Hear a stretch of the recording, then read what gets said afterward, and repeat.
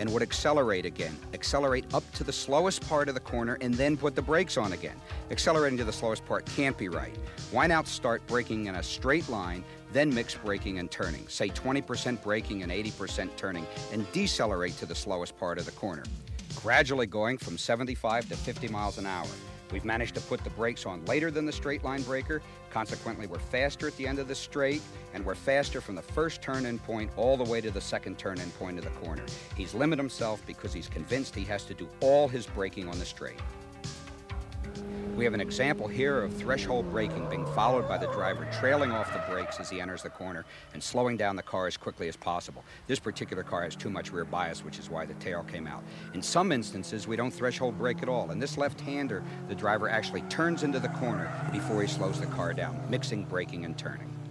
We believe that to be a complete race car driver, one should be able to slow the car down while it's turning. Trail braking alone won't take seconds off your lap time. But we found through the use of our onboard computer that it definitely is faster. Call it trail braking, brake turning, weight management, or whatever. You can bet that successful race drivers use it, whether they're conscious of it or not. Watch the best drivers enter corners. And if their cars have brake lights, see where the lights go on. Braking is a complex skill, and trail braking is just one aspect of slowing for corners. Let's let Bruce finish up on the subject. Thanks, Skip. One of the best things a racing car does today is brake, and we're often asked how deep into the corner we should trail brake. Any braking, straight line or trail braking, depends very much upon the amount of speed loss needed to enter the corner. If we need to lose 100 miles an hour, there'll be a lot of threshold braking and trail braking. Less speed loss requires less of each. Another factor is how early into the corner we need our cornering force. In very tight corners, we need a lot of cornering ability just past the turn-in point, so we trail off the brakes quite quickly. Sometimes we need to lose just a little speed, and it makes sense not to threshold brake at all, but to brake more lightly so as not to upset the balance of the car. In this situation, we might also consider just simply using our left foot on the brake and not taking our foot off the gas. We trail the brakes just slightly past the turn-in point and have a nicely balanced car ready for an aggressive application of throttle. Sometimes a small amount of speed loss can be managed without the brakes at all. Just a lift off the throttle can slow the car enough. However, we have to be careful not to continue that lift too much past the turn-in point and create a TTO. A wildly tail-out car would probably cause us to get the power on later, causing us both exit speed and lap time. In racing, you have to really know where to go slow as well. And one of the real character builders in racing is trying to brake later than you should. Rather than just being brave and braking, you can use a reasonable procedure for braking later and later. Step 1 is to be certain that we're using maximum braking.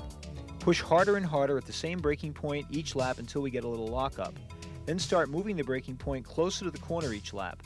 When you're so deep that the throttle comes on later, that's too deep. Remember, 10 feet earlier on the power typically means 1/10 of a second, while 10 feet later on the brakes usually means only 1/100th.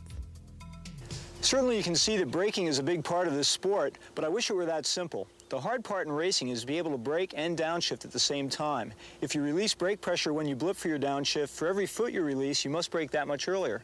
The purpose of the downshift is simply to be in the right gear for the exit of the corner, and to talk about that is Harry Reynolds.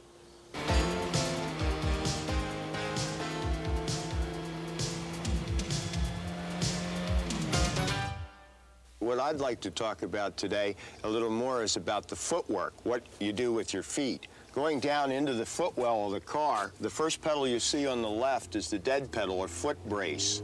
Next to it is the clutch pedal, operated by your left foot. On the other side of the steering column is the brake pedal, operated by your right foot. You'll see when the brake pedal is all the way down hard, it just comes even with the accelerator or gas pedal next to it. We'll tell you in a second why that is. And of course, the final pedal on the right is the accelerator.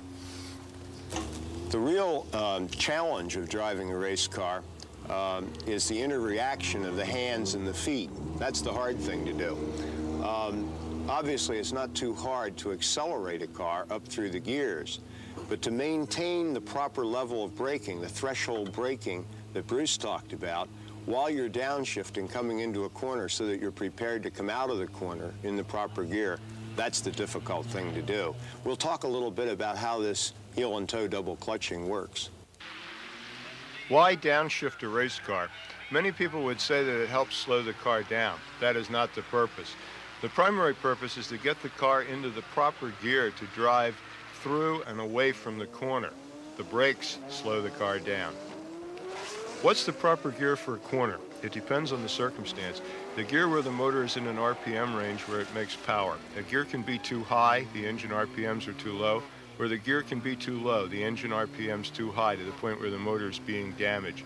The ideal gear would allow the driver to keep the motor in the RPM power band from the throttle application point to the exit of the corner. How do you do the downshift? Sadly, most race cars don't have synchronized transmissions, so the driver, if he doesn't want to damage the gearbox, has to synchronize the revs of the next lower gear manually.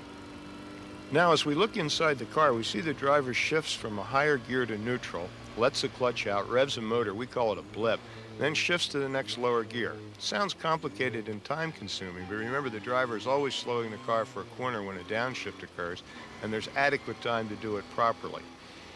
The routine is brake, shift to neutral, blip, shift to the next lower gear.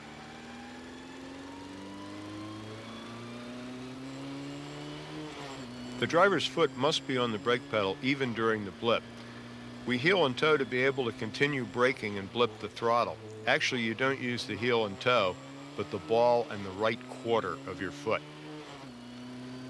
As you can see, things are getting a little more hectic. Where do we shift? Certainly we can do it too soon. Shifting down a gear just as you touch the brakes would over-rev the motor. We can do it too late, after the throttle application point, and there we'd be groping for a gear when we should be hard on the throttle accelerating for the next straight. Anywhere between these two extremes is okay. A driver would prefer to do the downshift while going straight. One of the most common downshifting mistakes that leads to spins is if the driver underblips, doesn't rev the motor high enough in neutral to make the clutch engagement smooth. If the motor is turning too slowly, the compression of the motor will try to slow the rear tires as the clutch comes out, and around it goes. Should a driver go through every gear, go from fourth to third to second, for example? Our advice would be yes, unless the car is slowing so quickly that there isn't time to move the lever that fast. Listen to this downshift. Good job. Fourth to first with a big blip, in gear and ready to accelerate out of the corner. We feel double clutching is an important skill to learn. But what happens when the clutch fails 1 hour into a 12-hour race? Don't panic. Here we see a driver shifting without the clutch. The main thing to remember is bigger blips. A skilled race driver could nurse the gearbox by double clutching for 11 hours without damaging it. A guerrilla race driver would soon have to park it. It is our feeling that one should learn how to drive a race car the right way, not the easy way. Race driving is not easy, and anyone who thinks so is wrong. What it is exciting, challenging, and rewarding, especially if done well. So far, we've been doing our homework, understanding the line, working on our car control, developing our footwork, and understanding braking. Now it's time to take these skills to the track. Let's go with Carl Lopez as he explores Lime Rock and tries to go faster. Lime Rock is a 1.53-mile circuit in northwestern Connecticut with a majority of fast sweeping curves and some breathtaking elevation changes.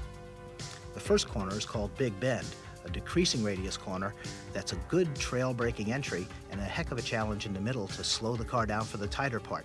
The left-hander is an important compromise corner where a late apex is the key. The left-hander is always slippery.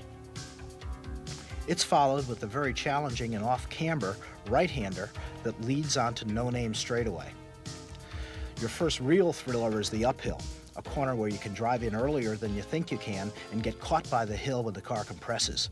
West Bend is pretty straightforward, 90-degree right-hander, but no room for error at the exit. The downhill will get your attention also. You turn in when the car compresses at the bottom of the hill, and it can be taken in many cars flat in top gear.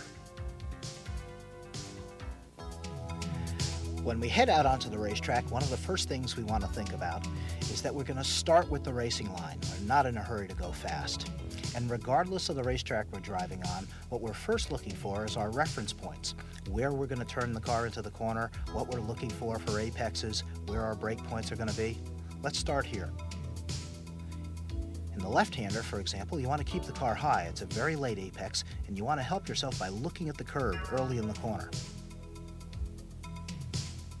In the right-hander, there's a good reference point for a turn-in. There's a chunk of asphalt missing.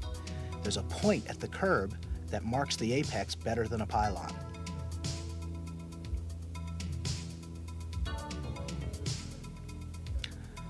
While we're waiting to come up to the next corner, we think about where we're going to look in our mirrors, take a look at the gauges, both the oil pressure and the water temp. Coming up to the uphill, we're looking for a crack in the road. We can't turn in at it, but we can turn